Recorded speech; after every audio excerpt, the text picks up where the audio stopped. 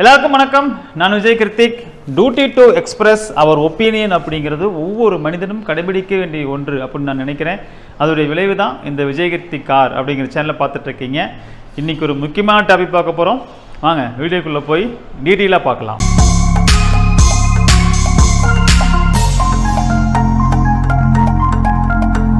தமிழ்நாட்டில் ஒரு டாபிக், ஒரு பரபரப்பாக போயிட்டு இருக்கிற விஷயம், ஒரு வருந்தத்தக்க விஷயம், நமக்கே மனதை உழுக்கக்கூடிய விஷயம் பார்த்தீங்க அப்படின்னா கள்ளக்குறிச்சியில் நடந்திருக்கக்கூடிய இந்த கள்ளச்சாராய விற்பனை அப்படிங்கிறது.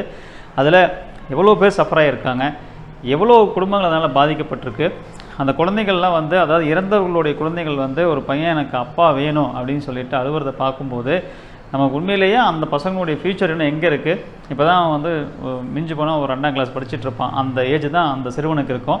அந்த சிறுவனுடைய தந்தையார் இறந்துட்டாங்க. நிறையா பேர் இறந்துட்டாங்க. நிறையா சிறிய வயது, இளம் வயது, ஒரு 30-35 வயசுக்குள்ளவங்க நிறையா பேர் இதில் இருந்திருக்கிறாங்க. நாளுக்குலாம் அதோடைய எண்ணிக்கை கூட்டிகிட்டே போகிறத நம்ம பார்க்குறோம். கிட்டத்தட்ட பார்த்தீங்க அப்படின்னா நமக்கு ஒரு 19ஆக இருந்த உயிர் இழப்பு எண்ணிக்கை அப்போது இருந்தது. 19ஆக இருந்த உயிர் இழப்பினுடைய எண்ணிக்கை இப்போது 40ஆக உயர்ந்திருக்கு. 40 பேர் இதில் இறந்துருக்கிறாங்க. கிட்டத்தட்ட 98 பேர் இது சிகிச்சை பெற்றிருக்கிறாங்க. நிறையா பேர்த்துக்கு நெஞ்செரிச்சல், வயிற்று வலி, அது மாதிரியான கண்ணு தெரியல, கண் பார்வை அவங்களுக்கு பாதிக்கப்பட்டிருக்கு. இது மாதிரியான இப்போ 98 பேர் சிகிச்சை நடந்துகிட்ருக்கு. 98 பேர்த்துக்கு.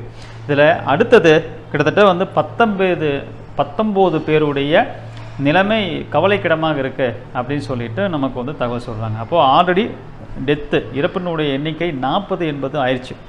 இன்னும் 19 பேர் ஒரு கவலைக்கிடமான சூழ்நிலை இருக்கிறாங்க அப்படின்னு சொல்கிறது இது என்ன குறிக்குதுன்னா அவர்களுடைய நிலைமை மிகவும் கடினம்தான் அப்படின்னு நமக்கு குறிக்குது. அப்போது அவங்க நிலைமை என்ன ஆக போகுது அப்படின்னு நமக்கு தெரியல. இத்தனைக்கும் காரணம் நமக்கு இந்த கள்ளச்சாராய விற்பனை. இது ஒரு கள்ளச்சந்தை விற்பனை. ஏன் மக்கள் அதை தேர்ந்தெடுத்து அதுக்கு போக வேண்டிய நிர்பந்தம் ஏன் ஏற்படுது அப்படின்னு தான் நம்ம இந்த வீடியோவில் பார்க்க போகிறோம்.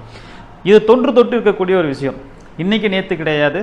சாராயத்தை, அதாவது மதுபானத்தை நம்ம நாட்டில் ஒழிக்க முடியுமா அப்படின்னு பார்த்தீங்கன்னா அது வாய்ப்பே இல்லாத ஒரு இடத்துக்கு நின்றுச்சு. அது இல்லை அப்படின்னா மக்கள் இன்றைக்கி நகரவே முடியாது. ஒரு மகிழ்ச்சியான சூழ்நிலை, ஒரு மகிழ்ச்சியான தருணம் அப்படின்னா அவங்க கையில் எடுக்கிறது மதுபானத்தை தான். ஒரு சோகமான சூழ்நிலை அப்படின்னாலும் அவர்கள் கையில் எடுப்பது மதுபானத்தை தான். எதுவுமே இல்லை, சும்மா இருந்தாலும் போர் அடிக்குது அப்படின்னு அவங்க எடுப்பது மதுபானத்தை தான். இன்றைக்கி பெருவாரியான மக்கள் எதை நோக்கி நகர்றாங்க? ஆண்களை எடுத்துக்கிட்டோம் அப்படின்னா அவங்க வேலைக்கு போகிறதே, சம்பாதிக்கிறதே மது குடிப்பதற்காகத்தான். அந்த ஒரு பழக்கம் இல்லைன்னா வேலைக்கு கூட போக மாட்டாங்க அப்படிங்கிற ஒரு நிர்பந்தத்துக்கு நிறையா பேர் இன்றைக்கி இருக்கிறத நம்ம பார்க்க முடியுது. சம்பாதிச்சு அப்படியே டெய்லி கூலியை வாங்கி நேராக டாஸ்மாக்கு போய் அவர்கள் ஒரு நாளைக்கு 300-400 ரூபாய் வரைக்கும் சர்வசாதாரணமாக இன்றைக்கி செலவு பண்ணுறாங்க. ஒரு கூலி தொழிலுக்கு போகிறவர் இன்றைக்கி ஒரு 800 ரூபா சம்பாதிக்கிறாரு அப்படின்னா இப்போ அந்த 800 ரூபா சம்பாதிக்கிறவர் ஒரு நாளைக்கு 400 ரூபாய் வரைக்கும் என்ன பண்ணுறாருன்னா மதுபானத்துக்காகவே செலவு பண்ணக்கூடிய ஒரு அவலநிலை நமக்கு பார்க்குறது. ஏன்னா பெருவாரியான மக்கள் பார்த்திங்க அப்படின்னா இது மதுவுக்கு இன்றைக்கி அடிமையாகிட்டாங்க. நாளுக்கு நாள் அது என்ன ஆகுது அப்படின்னா இளைஞர்களும் அந்த மதுவுடைய பழக்கத்துக்கு அடிமையாகிறத நம்ம பார்க்க முடியுது. இப்படியே வளர்ந்து போய் நம்ம நிறையா அதை மது விலக்கை கொண்டு வரணும், நம்ம நாட்டில் மதுவே இருக்கக்கூடாது அப்படின்னு சொல்லிட்டு பூரண மது விலக்கு அமலுக்கு வருமா அப்படின்னு கேட்டால் அதெல்லாம் $1 மில்லியன் கொஸ்டின் தான் நம்ம சொல்லணும். ஏன் அப்படின்னா பார்த்தீங்கன்னா மக்களுடைய அவங்களுடைய பழக்கம், ஒரு ஹேபிட் அப்படின்னு சொல்லிட்டு அவங்களுடைய அதில் ஊறிப்போனுடைய அதனுடைய நிலைமை என்ன அப்படின்னா அவர்களால் அதை விட்டுட்டு இன்றைக்கி எந்த ஸ்டெப்புமே எடுக்க முடியாத நிலைமை என்பது இருக்குது. இது நம்ம இன்றைக்கி நேற்று கிடையாதுங்க. பல ஆண்டு காலமாக இந்த மதுவை பற்றிலாம் நிறையா பேர் பேசியிருக்கிறாங்க. ஈவன் பார்த்திங்கன்னா எம்ஜிஆர் அவர்கள் முதல்ல அவர் சிஎம் ஆனப்போ அவர் கையெழுத்து போட்ட முதல் கையெழுத்து மதுவை ஒழிக்கணும், அதாவது பூரண மது விலக்கு தான் அவர் முதல் கையெழுத்து போட்டது. மறுபடியும் ஏன் அவருடைய காலத்திலேயே மதுவை அவர் கொண்டு வந்தார்? ஏன் கொண்டு வந்த சூழ்நிலை, எப்படி கொண்டு வர நிர்பந்தம் ஏற்படுச்சுன்னா இது மாதிரி தான். இங்கே எந்த ஒன்றை நாம் கூடாது அப்படின்னு சொல்லிட்டு அதை தடுக்கும்போது கூடவே அது என்ன ஆகுது, கள்ளச்சந்தையாக அது மாறக்கூடிய, அதை முறை தவறிய வகையில் அதை தயாரித்து அவர்களுக்கு மக்களிடம் கொண்டு போய் அதை அதை என்ன சொல்கிறது, திருட்டுத்தனமாக விற்கக்கூடிய அந்த மார்க்கெட்டு டெவலப் ஆகுது. அப்படிங்கும்போது அதை என்ன பண்ண முடியல, அவங்களால ஒன்றுமே பண்ண முடியல. இதே மாதிரி அவங்களுடைய எம்ஜிஆர் அவர்கள், மறைந்த எம்ஜிஆர் அவர்களுடைய ஆட்சி காலத்தில் இது மாதிரி எரிசாராயத்தை குடித்து உறுப்பிழந்தவர்கள், உயிரிழந்தவர்கள் நிறையா பேர் வந்து தொடர்ந்துகிட்டே இருந்தது. மீண்டும் அவரே என்ன பண்ணார், கடையை திறந்தார். இது தவிர்க்க முடியாத ஒரு ஒன்றா இருக்குது நம்ம நாட்டில். இப்போ ப்ரைவேட் ஆளுங்களுக்கு லைசன்ஸ் கொடுத்து அவர்கள்லாம் பண்ணிகிட்டு இருந்தது போய் அப்படிலாம் பண்ணும்போது என்ன ஆகுதுன்னா, நிறையா இப்போ பார்த்திங்கன்னா என்ன பிரச்சனை, இப்போ வந்து எரிசாராயத்தில் வந்து அவங்க கலந்ததில், தயாரிப்பில் கலந்ததில் வந்து நடந்த பிரச்சனை, அதில் தான் நிறையா பேர்த்துக்கு இப்போ என்ன ஆகுது, உடல் உறுப்பு இது மாதிரியான உயிரிழப்பெல்லாம் ஏற்படுது. அப்போது அவங்கள் அந்த தயாரிக்கக்கூடிய முறை என்பது ஒரு சரியான ஒரு முறையில் இல்லாததுனால விலை குறைவாக கிடைக்குது, இல்லை கிடைக்கவே கிடைக்காதுங்கும் போது கிடைக்கிறது இதுதான் அப்படிங்கும்போது அதை குடிக்க ஆரம்பிக்கிறாங்கிற காலம்லாம் இருந்துச்சு. அப்போ பாக்கெட் சாராயம் அப்படிலாம் வந்து நீங்கள் நிறைய இடத்த பார்க்க முடியும். நிறையா பேர் ஒரு கூலி தொழிலுக்கு போகிறவங்க, ஈவன் நெசவாளியாக இருக்கிறவங்க, காலையிலேருந்து ஈவினிங் வரைக்கும் அவங்க ஹேண்ட்லூம் வந்து நெசிட்டு ஈவினிங் போய் அவங்க ஆல்கஹால் சாப்பிட்றது அப்படிங்கிறது அவங்களுக்கு பட்ஜெட்டை பார்ப்பாங்க. அப்போ நமக்கு வந்து உடம்பு வலிக்கு ஒரு இந்த பழக்கம் நமக்கு அதாவது இந்த பழக்கம் வந்து உடம்பு வலிக்கு தேவை அப்படிங்கிற மாதிரி அவங்க வச்சுக்கிட்டாங்க. அப்போ அதே சமயம் நம்ம சம்பாதிக்கிறது முடிஞ்ச வரைக்கும் செலவை குறைச்சி இதை பண்ணலாம் அப்படின்னு நினைக்கிறவங்களும் நிறையா பேர் இருக்கிறாங்க. அவங்க என்ன பண்ணுறாங்க, அப்போது நம்ம போய் அரசு மதுபான கடையில் வாங்கும்போது அதோடைய செலவினம் நமக்கு அதிகமாக ஆகுது, இங்கே நமக்கு ஒரு குறைந்த விலையில் கிடைக்குது அப்படின்னு சொல்லிட்டு அது செலக்ட் பண்ணி அதெல்லாம் போயிட்டு இருந்தாங்க. இன்றைக்கி அதெல்லாம் வந்து நிறையா ஒழிச்சிட்டாங்க.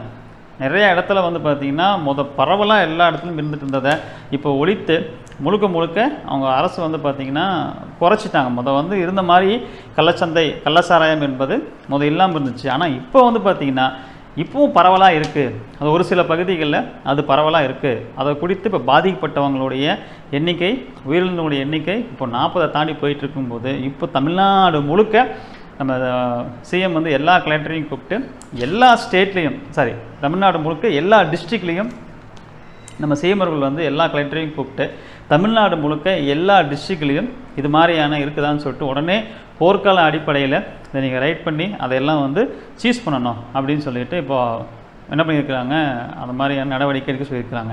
இப்போ 40 பேருடைய உயிரிழப்பு, அடுத்தது எத்தனை பேர் இதில் வரப்போகிறாங்க, இந்த உயிரிழப்புடைய எண்ணிக்கையில் இன்னும் எத்தனை பேர் சேரப்போகிறாங்க அப்படிங்கிறது தெரியாத ஒரு சூழ்நிலை இருக்கிற அந்த கள்ளச்சாராய விற்பனை நடந்த இடம்னு பார்த்தீங்கன்னா டவுன்லேயே இருக்கிறதா சொல்கிறாங்க. அதாவது கருணாபுரம் அப்படிங்கிற, கள்ளக்குறிச்சி மாவட்டத்தில் கருணாபுரம் அப்படிங்கிற அந்த பகுதியில் இந்த பக்கம் கோர்ட்டு, இந்த பக்கம் போலீஸ் ஸ்டேஷனு, அந்த மாதிரியான ஒரு கோர்ட்டுக்கு பேக் சைடு தான் ஒரு வீட்டில் வச்சு தான் அதை சேல்ஸ் பண்ணுறாங்க. நாங்களும் நிறையா முறை போய் ஸ்டேஷனுக்கெல்லாம் போய் சொல்லியிருக்கிறோம், இல்லை அதை பார்த்துக்கலாம் நாங்கள் பார்த்துக்குறோம் போங்க அப்படின்னு சொல்லிட்டு, ஆனால் இது வரைக்கும் யாரும் அதை எதுவுமே கேட்கல.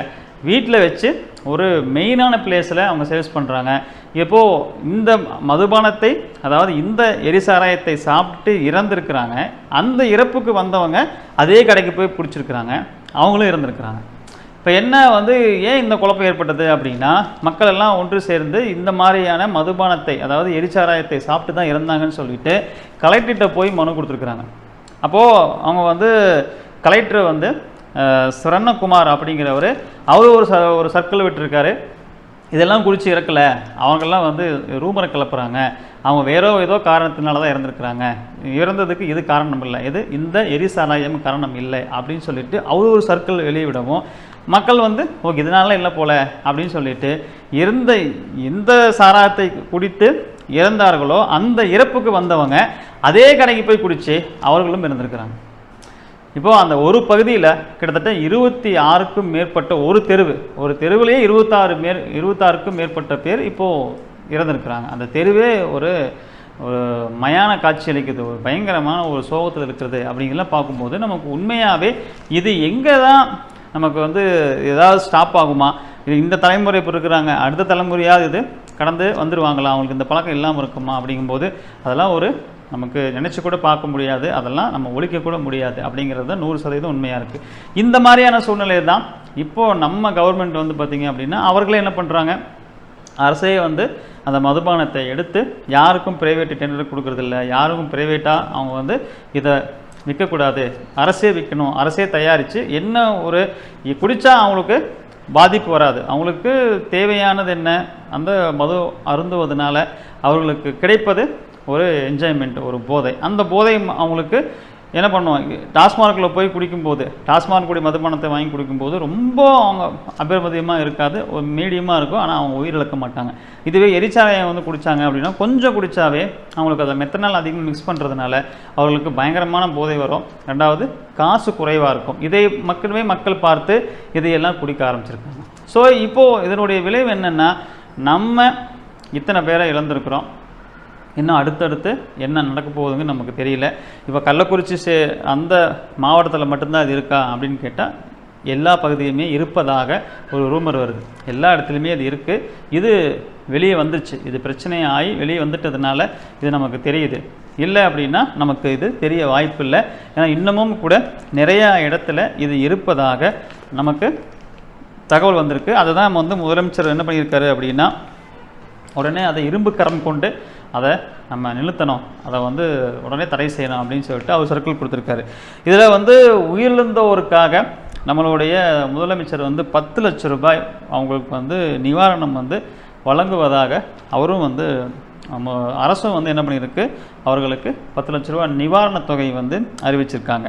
இதில் வந்து என்னென்னா, ஹாஸ்பிட்டலுக்கு போகும்போது வசதி உள்ளவங்க ப்ரைவேட் ஹாஸ்பிட்டலுக்கு போயிடுவாங்க, வசதி இல்லாதவங்க கூலி தொழிலுக்கு போகிறவங்கெல்லாம் அவங்க கவர்மெண்ட் ஹாஸ்பிட்டலுக்கு தான் போய் ஆகணும். அந்த கவர்மெண்ட் ஹாஸ்பிட்டலில் கூட இவர்கள் எரிசாராயம் குடித்து தான் இறந்தாங்க அப்படிங்கிறது டிக்ளேர் பண்ணாதனால அவர்கள் சும்மா வேறு ஏதோ இருக்குன்னு சொல்லி ட்ரீட்மெண்ட் பண்ணி அந்த ட்ரீட்மெண்ட் சரியில்லாமல் இறந்தவர்களும் இருக்கிறாங்க அப்படின்னு சொல்லிட்டு ஒரு சர்க்கிள், ஒரு தகவல் நமக்கு சொல்கிறாங்க. இன்னொன்று பார்த்தீங்க அப்படின்னா, நிறையா பேர் எரிசாராயம் குடிச்சிட்டு ட்ரீட்மெண்ட்டுக்கு போகிறதுக்கு சங்கடப்பட்டுட்டு, ஐயோ இதை குடிச்சிட்டு நம்ம போய் ட்ரீட்மெண்ட்டுக்கு போய் நம்மளுடைய நேமை டேமேஜ் பண்ணிக்கிறதா அப்படின்ட்டு அதற்கு ட்ரீட்மெண்ட்டுக்கு முன் வராமல் நிறைய பேர் என்ன இருக்கிறாங்க, அதுலேயும் இருந்திருக்கிறாங்க. இது அப்போது இதனுடைய இறப்பு என்பது ட்ரீட்மெண்ட் எடுத்திருந்தால் கூட குறைத்திருக்கலாம். ட்ரீட்மெண்ட்டுக்கு போகாதவங்க இல்லை இதனால தான் நடந்துச்சு அப்படின்னு அதுக்கு தகுந்த ட்ரீட்மெண்ட் கொடுக்காததுனால இறந்தவங்க அப்படி இப்படின்னு சொல்லிட்டு அந்த டிஸ்ட்ரிக்டுடைய கலெக்டர் சரணகுமாரையே அவங்க வந்து டிரான்ஸ்ஃபர் பண்ணுற அளவுக்கு இந்த பிரச்சனை வந்து பெருசாக இருக்குது. அதில் சேலம், விழுப்புரம், புதுச்சேரி, ஜிம்பர் மருத்துவமனை இந்த மாதிரி இந்த ஊரில் இருக்கிற மருத்துவமனைகள்லாம் இங்கே வந்து அவ்வளோ வசதி இல்லை, இங்கே கள்ளக்குறிச்சிருந்து சேலம் போயிருங்க, அப்புறம் விழுப்புரம் போயிருங்க, அப்புறம் புதுச்சேரி போங்க அப்படின்னு சொல்லிட்டு அதை மாதிரியான மருத்துவமனைக்கெல்லாம் அவங்க அங்கேருந்து அமைச்சிருக்கிறாங்க. இப்போ அங்கே எல்லாம் சேர்த்து மொத்தமாக கிட்டத்தட்ட 98 பேர் சிகிச்சை எடுத்துகிட்டு இருக்கிறாங்க. ஒரு 19 பேர் இப்போ கவலைக்கிடமான சூழ்நிலையில் இருக்கிறாங்க. இதில் நமக்கு வந்து ஒரு மதுபானம் குடிக்கும்போது நமக்கு என்ன அவங்க உடம்புல நடக்குது, ஏன் அவங்களுக்கு வந்து இதை அவ்வளோ இன்ஸ்பயர் ஆகி திரும்ப திரும்ப இதை சாப்பிடணும்னு நினைக்கிறாங்க அப்படின்னா, ஒரு மதுபானம் சாப்பிடும்போது நமக்கு வந்து மிடில் ஆப்ளிகேட்டாக என்ன ஆகுதுன்னா நேரடியாக அவர்களுக்கு தாக்கப்படுது. ஸோ மிடில் ஆப்ளிகேட்டாக தான் நமக்கு ஒரு மனிதனை சுயமாக அவர்களை வந்து செடியாக நிற்க வைக்கிறதுக்கு உண்டான ஒன்று. இப்போ நமக்கு வந்து ஞாபகம் மறதி வருது அப்படின்னு சொல்லுவோம். மிடில் ஆப்ளிகேட்டாக நமக்கு இதாச்சுன்னா மெமரி லாஸ் ஆகும். மெமரி விட்டு என்ன ஆகும், அவங்களுக்கு வந்து வரும், மறந்துடுவாங்க, மறுபடியும் அவங்களுக்கு திடீர்னு ஞாபகம் வரும். இப்போ ஞாபகம் மறதி அப்படிங்கிறது இருக்கும், பழசை மறந்துடுவாங்க, இல்லை நாம் வந்து ஃபுல்லாக மறந்துட்டு கூட திடீர்னு அவங்களுக்கு ஞாபகம் வரும். அது மாதிரியான ஒரு விஷயம் வந்து சிறுமூளை மிடில் ஆப்ளிகேட்டான்னு சொல்லணும் இல்லைங்களா, அதில் வந்து ஆல்கஹால் சாப்பிடும்போது அது வந்து பிளட்டில் கலந்து நேராக மிடில் ஆப்ளிகேட்டாக அதை வந்து அட்டாக் பண்ணும். மிடில் ஆப்ளிகேட்டாங்கிறது நம்ம உதாரணத்துக்கு இதை சிம்பிளாக சொல்லணும்னா, நம்ம வந்து ஒரு டிவின்னு வச்சுக்குவோம். அந்த டிவியில் நம்ம ஒரு படம் பார்க்கணும் அப்படின்னா ஒரு பென்ட்ரைவ், அதாவது ஒரு மெமரி கார்டு போட்டு படம் பார்க்குறோம் அப்படின்னு வச்சுக்கோமே. இப்போது நம்மளுடைய பிரெயின் தான் வந்து அந்த டிவி மாதிரி, நம்மளுடைய அந்த மெமரி கார்டை யூஸ் பண்ணுறோம் இல்லைங்களா. அப்போ வந்து சின்ன மெமரியிலேயே ஒரு சின்னதாக இருக்கிற மெமரி கார்டிலே இன்றைக்கி 120 GB, நமக்கு 250 GB இருக்குது. அப்போது அதில் எவ்வளோ ஸ்டோரேஜ் இருக்கும், அதுதான் நம்மளுடைய மிடில் ஆப்ளிகேட்டா. ஒரு மிடில் ஆப்ளிகேட்டாவுடைய ஃபங்க்ஷன் தான் அவனை நான் பார்க்குற நபர் இன்னார், நான் இருக்கிற சூழ்நிலை இந்த மாதிரியான சூழ்நிலை அப்படின்னு ஒரு மனிதனை செடியாக நிற்க வைக்கும், செடியாக நடக்க வைக்கும், செடியாக பேச வைக்கும், எல்லா வேலையும் செய்ய வைக்கும். அது சிறுமூளை வந்து மெமரியை பெருமூளைக்கு பாஸ் பண்ணி அவர்களுக்கு இந்த சூழ்நிலை, இது ஏற்கனவே இங்கே வந்த இடம், ஏற்கனவே ஒரு பார்த்த நபர் அப்படின்னு அவங்களுடைய ப்ரீவியஸ் அந்த ரெக்கார்ட்ஸ் எல்லாம் அவங்களுக்கு என்ன பண்ணும், அவங்களுக்கு மீண்டும் பெருமூளை கொண்டு போய் செய்தி கொடுத்துட்டே இருக்கும். பெருமூளையினுடைய வேலை, பிரெயினுடைய வேலை மேஜராக என்ன இருக்குன்னா, இப்போ இவ்வளோ பெரிய பாடியில் ஒரு எறும்பு வந்து அப்படியே சின்னதாக போச்சுன்னாலும் கூட ஆனால் இந்த இடத்துல நம்ம இவ்வளோ பெரிய பாடி இருக்குது, நம்ம கையில் இந்த இடத்துல கட்டைவெல்ல பக்கத்தில் ஒரு குட்டியாக எறும்பு போகுதுன்னு அந்த எறும்பு ஊறுறதை டக்குன்னு நமக்கு ஐடென்டிஃபைட் பண்ணி அதை நம்ம காமிக்கும். இது பெருமூளையினுடைய வேலை. அப்போ சிறுமூளையிலிருந்து அவர்களுக்கு பெருமூளைக்கு, அதாவது மிடில் ஆப்ளிகேட்டாலிருந்து அவர்களுக்கு வந்து பிரெயினுக்கு அந்த என்ன ஆகும், ரெகுலராக அவங்களோட இன்ஃபர்மேஷன் போயிட்டே இருக்கும். அதே அவங்க ஆல்கஹால் சாப்பிடும்போது அவங்க டைரெக்டாக அவங்களுடைய மிடில் ஆப்ளிகேட்டா அட்டாக், அதாவது அது இயக்கத்தை நிறுத்துறதுனால அது எவ்வளோக்கு எவ்வளோ இவங்க ஆல்கஹால் சாப்பிட்றாங்களோ அவ்வளோக்கு அவ்வளோ அதோட இயக்கத்தை அது நிறுத்தும், அது குறையும். அது குறையும் போது அவங்கள வந்து தள்ளாடுற மாதிரி இருக்கும், அவங்க சரியாக நடக்க முடியாது, பேசுகிறதே திரும்ப திரும்ப பேசுவாங்க, நம்ம வந்து எல்லாத்தையுமே மறந்துடுவாங்க, அடுத்த நாள் இருந்துக்கிட்டால் சொல்லவே இல்லைம்பாங்க, செய்யவே இல்லைம்பாங்க. அப்போது அவங்க எல்லா நினைவு அலைகள் நிறைய அவங்களுக்கு தாட் அவங்களுக்கு வந்து டிஸ்டர்ப் பண்ணிகிட்டு இருக்கும்போது இந்த டிஸ்டர்பன்ஸ் இல்லாமல் ஆப்ளிகேட்டாக வந்து மிடில் ஆப்ளிகேட்டாக அவங்களுக்கு வந்து ஃபங்க்ஷன் குறையிறதுனால, இயக்கம் குறையிறதுனால அவர்களுக்கு என்னமோ எல்லாத்தையுமே நான் மறந்துட்டு கொஞ்சம் ஃப்ரீயாக இருக்கிற மாதிரியான ஒரு சூழ்நிலை அவங்களுக்கு அமையும் போது அதை சாப்பிட்றது போது அவ்வளோ துர்நாற்றம், அவ்வளோ இதாக இருந்தாலும் அதை கஷ்டப்பட்டு கூட ஏன் குடிக்கிறாங்கன்னா சாப்பிட்டதுக்கப்புறம் அவங்க எங்கேயும் மிதக்கிற மாதிரி இருக்குது அப்படிங்கிறது தான். ஸோ இதில் விளைவு என்ன அப்படின்னா, இது அவர்களுக்கு உள்ளே போயிட்டு இதை ஒரு சின்ன ஒரு ஷார்ட் மெமரி மாதிரி கிரியேட் பண்ணும். அவங்க எவ்வளோ சாப்பிட்றாங்களோ எவ்வளோ போதைக்கு போகிறாங்களோ அதை பொறுத்து. இதுக்காக அவங்க அடுத்தடுத்து சாப்பிட என்ன ஆகுன்னா அந்த டோஸ் அவர்களுக்கு அதிகமாகிட்டே போகும். ஒரு முறை இவ்வளோ சாப்பிட்றாங்க, ஒரு பெக்கு சாப்பிட்றாங்கன்னா அதில் அவர் போதை வந்தது, அப்புறம் அதை ரெகுலராக சாப்பிட அதை விட அதிகமாக சாப்பிட்டா தான் டோஸ் அதிகமாக போனால் தான் அவங்களுக்கு அந்த போதை வரும், அதை விட அதிகமாக சாப்பிட்டா தான் போதை வரும். இப்படியே சாப்பிட என்ன ஆகும், உள் உறுப்புகள் நமக்கு வந்து கிட்னி எல்லாம் என்ன ஆகிடும், அதனால் வந்து பாதிப்புக்குள்ளாகக்கூடிய சூழ்நிலையாகி நிறைய பேர் வந்து மஞ்சக்காமலை வந்து அதிகமாக ட்ரிங்க்ஸ் ஓவராக சாப்பிட்டதுனால மஞ்சக்காமலை வந்து இறந்தவங்களாம் நிறைய பேர் இருக்கிறாங்க. அப்போது இது ஒரு என்ன சொல்கிறது, அவர்கள் தன்னைத்தானே அழிந்திக்க கொள்ளக்கூடிய ஒரு முறை தான் இது. ஆனால் இது அவங்களுக்கு தெரியாது, அந்த நேரத்தில் அவங்களுக்கு இது ரிலீஃபாக இருக்குது அப்படிங்கிறது மட்டும்தான் அவங்க வந்து அதை ஒரு காரணத்தை வைத்து தான் என்ன பண்ணுறாங்க, இதை அவங்க கையில் எடுக்கிறாங்க. அப்போது மெமரி எல்லாம் அவங்களுக்கு ஒரு மாதிரி மிடில் அப்ளிகேட்டாவுடைய இந்த ஃபங்க்ஷன் குறையிறதுனால அவங்களுக்கு ஒரு மெமரி லாஸ் மாதிரி ஆகிறதுனால நிறைய பேர் அதை தூங்கிடுவாங்க. அப்போது எனக்கு நல்லா தூக்கம் வருது, காலையிலேருந்து ஈவினிங் வரைக்கும் நான் பயங்கரமாக உழைச்சேன், இப்போ நைட்டு எனக்கு தூக்கம் வர மாட்டேங்குது, இதை சாப்பிட்டா தான் தூக்கம் வருது அப்படிங்கிற சில பேர். அப்போது நல்லா அசந்து தூங்கும்போது அவங்களுக்கு எனர்ஜி நல்லா ஃபார்ம் ஆகும்போது தூக்கத்தினால வந்த எனர்ஜினால் கை கால் வலியெல்லாம் இல்லாத மாதிரி இருக்குது, அசந்து தூங்குறேன் அப்படிங்கிற ஒரு நோக்கத்தில். அப்புறம் இது அப்படியே போக போக என்ன ஆயிடுச்சு அப்படின்னா இது ஒரு ட்ரெடிஷ்னலாக ஆகிடுச்சு. எந்த ஒரு நல்லது கெட்டதுனாலும் இது இல்லைன்னா அது ஒரு நல்லது கெட்டதே, அது நல்லதுனாலும் ஒரு பெனிஃபிட்டும் கிடையாது, அது கெட்ட விஷயம்னாலும் எதுவும் கிடையாது. எதுனாலும் இன்றைக்கி மது இல்லை அப்படின்னா அந்த இடமே ஃபுல்ஃபில் ஆகாது அப்படிங்கிற மாதிரியான ஒரு நிர்பந்தத்துக்கு மக்கள் பழகிட்டாங்க. ஸோ இதையெல்லாம் மாற்றணும் அப்படின்னா ஒரு நாள் 2 நாளில் நமக்கு முடியாது. காலப்போக்கில் இது ஏற்கனவே பழகினவங்கள நம்ம மது குடிப்பழக்கத்திலிருந்து அவங்கள மாற்றுறது அப்படிங்கிறது நிறையா இன்றைக்கி நம்ம பார்க்குறோம். மறுவாழ்வு மையமெல்லாம் பார்க்குறோம். அதுக்கெல்லாம் போகிறதுக்கு எத்தனை பேர் முன் வருவாங்கன்னு தெரியாது. அடுத்த ஜென்ரேஷன், அடுத்தடுத்து வரக்கூடிய தலைமுறை இதிலிருந்து காப்பாற்றப்படுறாங்க அப்படின்னா அது ஒரு பெரிய வரப்பிரசாதமாக இருக்கும். இதுக்கு இந்த ரிலாக்ஸேஷனுக்கு பதிலாக அவர்கள் முறையான மனதை அமைதிப்படுத்துவதற்கான நிறைய வழிகள் இருக்குது. இன்னும் யோகா இருக்குது, ஈவன் மெடிடேஷன் இருக்குது. இதெல்லாம் கற்றுட்டு அவங்க பண்ணாங்கன்னு வச்சுக்கோங்களேன், ஈஸியாக அதை அவங்க வந்து என்ன பண்ண முடியும், மனிதனுடைய அமைதி நிலைக்கு அவங்க ரீச் ஆக முடியும். ஸோ இந்த சூழ்நிலை, மதுவுக்கு அடிமையாகிற சூழ்நிலை இது என்று மாறும் என்று தெரியல. என்ன நடக்குது, என்ன நடக்கப் போகுது அப்படிங்கிறத நம்ம பொறுத்திருந்து பார்க்கணும். நம்ம எல்லாருமே சேர்த்து ப்ரே பண்ணலாம். அடுத்த தலைமுறையாவது இதில் போய் மாட்டிக்காமல் விடுபடணும். இப்போ மாட்டினவங்களும் அந்த பழக்கத்துக்கு ஆளானவங்களும் அதிலிருந்து விடுபட்டு வரணும் அப்படின்னு சொல்லிட்டு நம்ம ப்ரே பண்ணுறத தவிர, நம்ம கடவுள்கிட்ட வேண்டுறதை தவிர நாம் இன்றைக்கி ஒன்றும் பண்ண முடியாது. ஏன்னா அவங்க அந்தளவுக்கு பழகிட்டாங்க. ஸோ இந்த வீடியோ மீண்டும் சந்திக்கிறேன். எல்லாருக்கும் வணக்கம், பாய்.